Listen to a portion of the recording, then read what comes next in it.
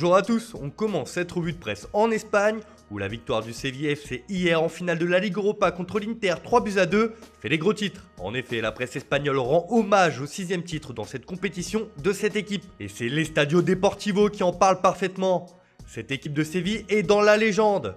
Cologne rejoint la longue liste des villes conquises par une équipe qui est revenue pour prouver sa puissance en Europa League, résume ainsi le journal sévillan. Marca aussi y va de son hommage avec un simple 6 en énorme sur sa une. Pour le journal AS, c'est la Ligue de Séville. L'équipe de Julen Lopetegui a encore prouvé qu'elle était la reine de cette compétition avec cette nouvelle victoire. En Italie, c'est la soupe à la grimace avec cette déconvenue de l'Inter qui est tombée de haut. Les Nerazzurri ont échoué sur la fin de match alors qu'ils ont offert une finale exceptionnelle d'intensité face à une équipe de Séville qui n'a rien lâché.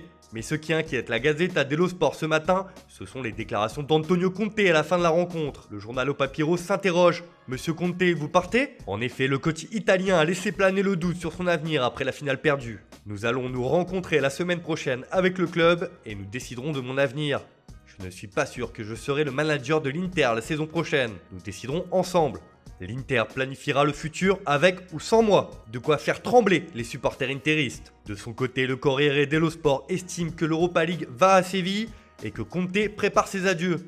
Si Tuttosport revient aussi sur les déclarations de Conte et évoque des adieux, pour le quotidien, c'est la façon dont l'Inter a perdu cette finale qui ne passe pas. Non, pas comme ça, s'emporte le canard. On retourne en Espagne, mais cette fois à Barcelone, où l'avenir de Lionel Messi est à la une de la presse catalane. Et c'est Mundo Deportivo qui placarde sur sa une que le sextuple Ballon d'Or est intransférable. Le Barça veut que Messi soit le pilier du nouveau projet initié par Koeman et considère qu'un départ du club n'est pas envisageable. Le club pense que Léo aidera l'équipe et fait référence à son contrat qui court jusqu'en 2021 et surtout à sa clause libératoire de 700 millions d'euros. Pour le journal Sport, un départ de Messi semble très compromis. Le crack argentin doit prendre une décision dans les prochains jours et l'ultimatum est lancé.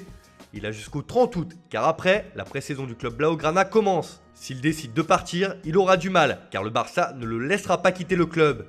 Et là aussi, le quotidien fait référence à son contrat et sa clause libératoire. L'affaire Messi n'a pas fini de faire couler beaucoup d'encre de l'autre côté des Pyrénées. Direction l'Angleterre où c'est une affaire qui choque le royaume.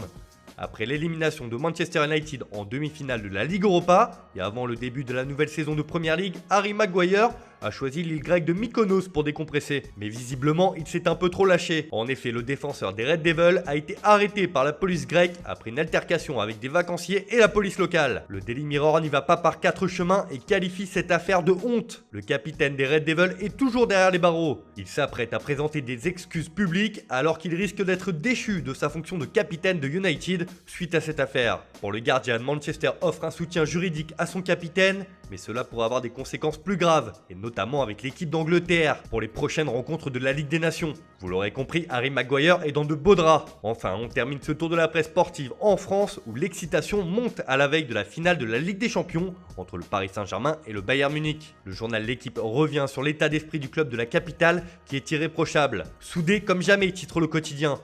La bonne ambiance qui règne au sein du groupe parisien est indissociable de sa réussite sportive. Un état d'esprit porté par les leaders du vestiaire et loué par Thomas Tuchel. De son côté, le journal Bild évoque le match dans le match entre Thomas Tuchel et Hansi Flick. Le journal allemand donne les raisons qui plaident en faveur du coach munichois de remporter cette finale. De part et d'autre, cette rencontre est très attendue. Voilà, c'est tout pour ce matin. Bonne journée à tous. On se retrouve très vite pour une nouvelle vidéo sur Foot Mercato.